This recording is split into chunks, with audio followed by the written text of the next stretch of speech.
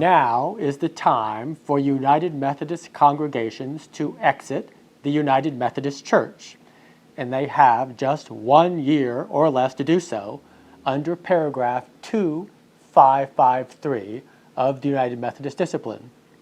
I am Mark Tooley, president of the Institute on Religion and Democracy here in Washington, D.C., and I am a lifelong United Methodist who has worked for the reform of our denomination virtually my entire adult life, starting as a lay member representing my local church to the Virginia Annual Conference when I was still a college student back in the mid-1980s. After graduating from college, I learned about the disturbing policies of the church's Board of Global Ministries up in New York City and put together a report for my congregation and other churches in our community. And that led to being on a commission with the Bishop of Virginia to work for reform of the Missions Board and legislation that we took to the 1992 General Conference, which was defeated by the delegates there thanks to the staff of the Board of Global Ministries. I joined the board of the Good News organization, the largest, or at least the oldest, renewal group in the United Methodist Church. And in 1994, I joined the staff of the Institute on Religion and Democracy to start its United Methodist program, so I could work full-time for the renewal of the church in which I have spent a lifetime and which I very much love. Those efforts of reform by the IRD, by Good News, by the Confessing Movement, by the Wesleyan Covenant Association, and by countless others involving thousands, if not tens of thousands of Methodists across decades, have importantly sustained traditional Methodism in our denomination. But our labors could not reform the whole denomination, sadly.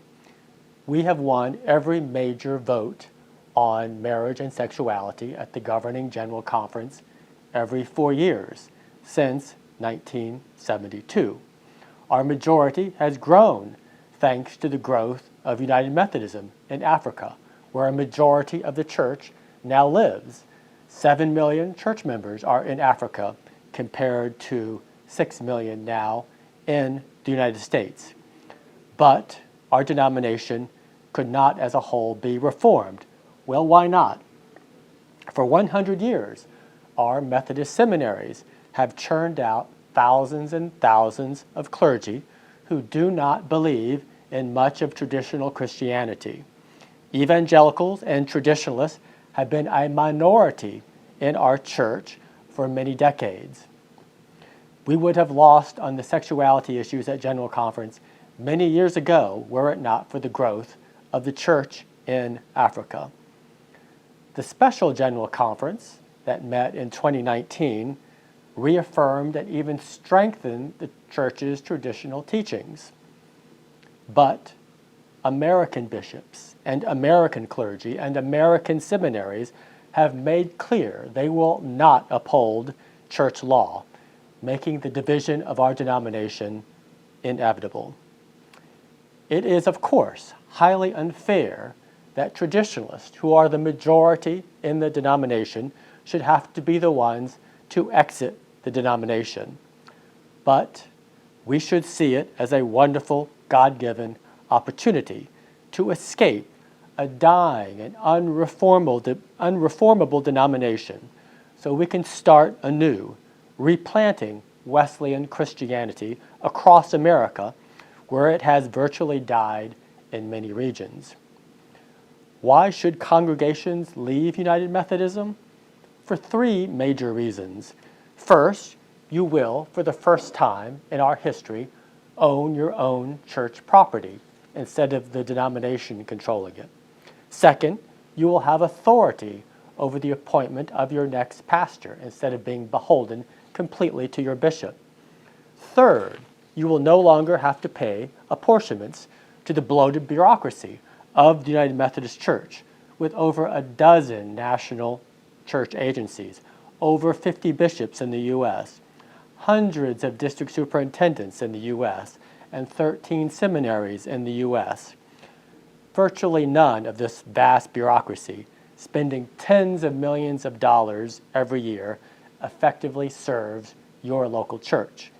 Most of it has policies and beliefs, in fact, hostile to the beliefs of traditional Methodists. The United Methodist Church is a dying institution.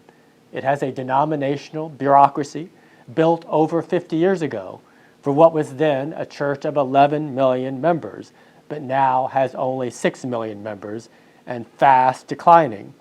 It gives guaranteed employment to thousands of its clergy, regardless of competence or beliefs.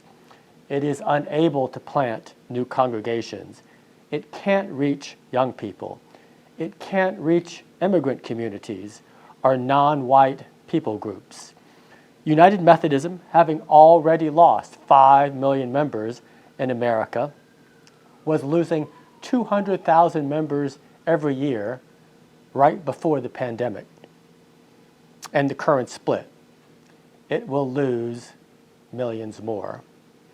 America needs Methodist Christianity replanted where it has nearly died, in our cities, in our college towns, on the West Coast, and in the Northeast, on the East Coast, something the United Methodist Church is unwilling and unable to do. Your congregation does not have to stay in a dying denomination. It can liberate itself over the next year and find new life, whether you are conservative or traditional or something else. Consider that control by a dying and bloated, unsustainable bureaucracy that you are forced to fund does not serve your congregation. Thousands of Methodist congregations are taking advantage of this historic opportunity of liberation and new life by exiting the United Methodist Church under paragraph 2553 of our discipline. I hope and pray that your church will too. Let's look forward to a day when millions of Methodists in a growing denomination around the world are united in promoting a transformative gospel to all people. Thank you for listening.